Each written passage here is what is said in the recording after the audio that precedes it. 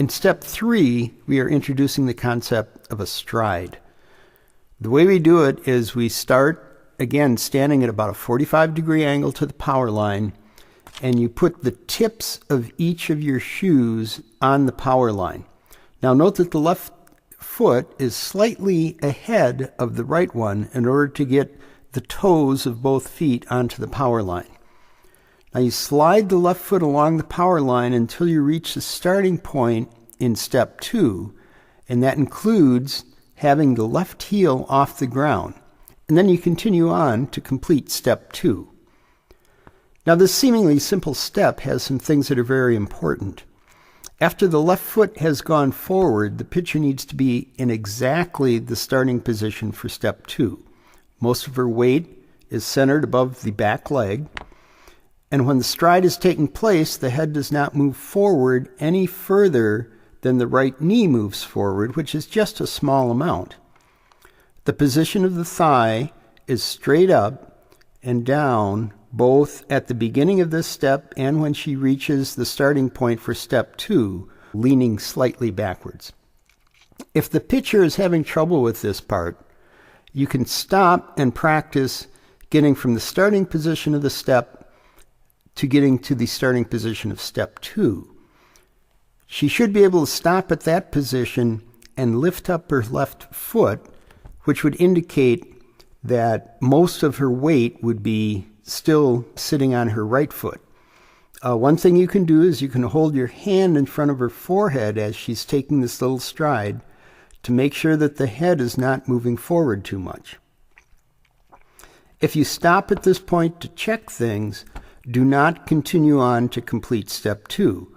What you want to do is go back and repeat step 3 in its entirety.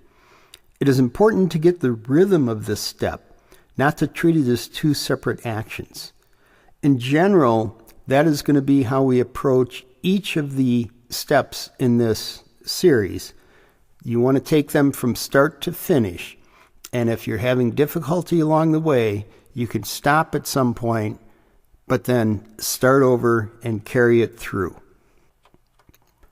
A good practice aid for pitchers when doing this step and doing many steps at home is a full-length mirror, and you put a vertical and a horizontal piece of masking tape on the mirror.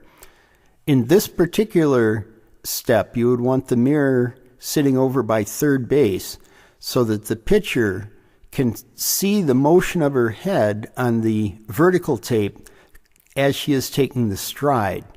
And so if the head is moving forward more than just a few inches, and the few inches would be the amount that the right knee moves forward as the ankle is flexing a little bit, then she knows she's got some corrective action to take.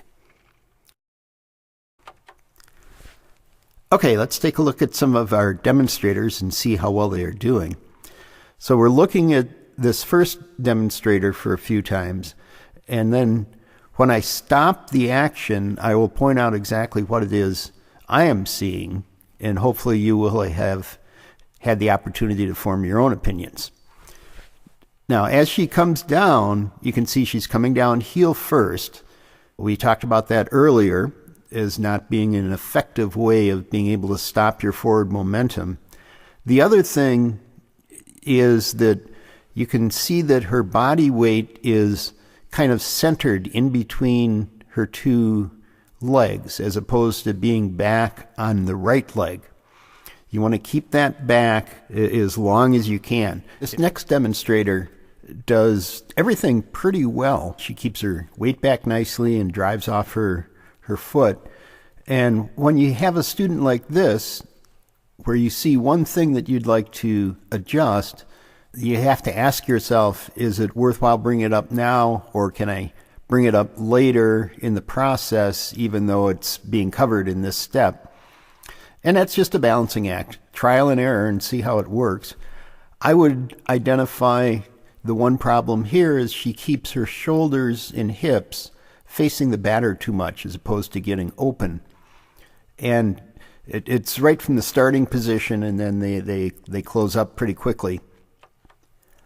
A very common problem among pitchers is throwing with the shoulders in too much of a closed position. So in this particular case, I would take the time to work on getting a little bit more open. The alternative is you could wait until you're actually starting to work with the arm motion, and then at that point come back to step 2 and say, now it can make sense why the shoulders need to be more open, so let's work on it there. This last demonstrator also does a lot of things very well. However, if you take a look, it doesn't look smooth and relaxed. And when you're pitching, you want to be graceful, and if it looks awkward in some way, it probably is awkward in some way. Now, this particular demonstrator is very much of a perfectionist, and what she does is she overthinks everything I have ever told her.